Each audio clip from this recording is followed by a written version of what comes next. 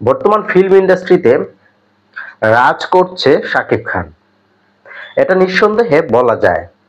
কিন্তু তাকে যে প্রতিনিয়ত ব্যবহার করা হচ্ছে, এই বিষয়টিও কিন্তু সত্য। বলা যায় সর্বাধিক সিনেমা হলে তার সিনেমা মুক্তি পাচ্ছে এবং খুবই হাইপ তুলছে। সেই নায়কের নাম আমি যদি নাও বলে থাকি তাহলে আপনাদের বুঝতে কষ্ট হবে না। তার বিশাল একটি ফ্যান বেজ আছে, যারা প্রতিনিয়ত তার সিনেমা নিয়ে মার্কেটিং করে থাকেন এবং ফেসবুক, ইউটিউবে বিভিন্ন জায়গায় বিভিন্ন ভিডিওর মাধ্যমে প্রচার প্রচারণা করে থাকেন। তার এই ফ্যান বেজ গুলোই তাকে মার্কেটে এখন পর্যন্ত টিকিয়ে রেখেছে বলে অনেকেই মনে করছেন।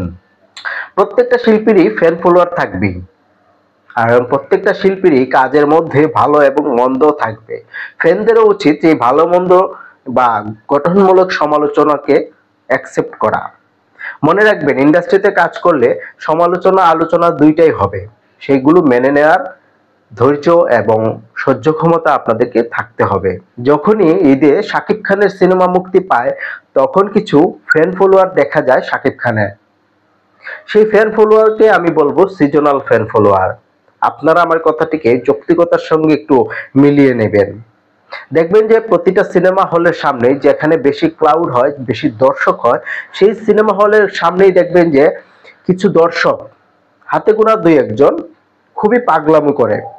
এতটাই পাগলামো বা উগ্রতা দেখায়, তাদেরকে অনেকেই বলে থাকেন পাগল। আসলে এটা কেন করেন তারা? আমি তাদেরকে বলবো সিজনাল ভক্ত তারা। তারা কোনো উদ্দেশ্য নিয়ে আসে, তারা প্রকৃতপক্ষে সাকিবের ভক্ত হতে পারে না। কারণ সাকিব ভক্ত যারা আছেন তারা সারা বছরই সাকিবের সিনেমা দেখবেন এবং সারা বছরই সাকিবকে ভালোবেসে যাবেন সম পরিমাণে, কখনো বেশি কখনো কম নয়। ঈদের সিনেমা আসলেই বা সিনেমা মুক্তি পেলেই প্রেক্ষাগৃহে গিয়ে পাগলামো করাটাকে ভক্তের লক্ষণ বলা চলে না। তাদের আসলে একটি ভিন্ন উদ্দেশ্য আছে। সেই উদ্দেশ্যটা কি, সেটি অবশ্যই আপনারা একটু খুঁজে দেখবেন বা মিলিয়ে নেওয়ার চেষ্টা করবেন আসলে তাদের উদ্দেশ্যটা কি ছিল। তো আজকের ভিডিওটা এ পর্যন্তই। যাদের গায়ে লাগবে তারা আসলে যৌক্তিকভাবে একটু বিচার বিশ্লেষণ করবেন, কাউকে গালি দেওয়া থেকে দূরে থাকবেন, কাউকে আক্রমণ করা থেকে দূরে থাকবেন। আপনারা বিচার করে দেখবেন যে আসলে বিষয়টা কি এবং আমি কি বোঝাতে চেয়েছি। আমি এর আগে একটি ভিডিও নির্মাণ করেছি, সেখানে সাবজেক্ট ছিল আফরান নিশু এবং শাকিব খানের সিনেমা এবং তাদের অভিনয় দক্ষতা এবং অভিজ্ঞতা নিয়ে।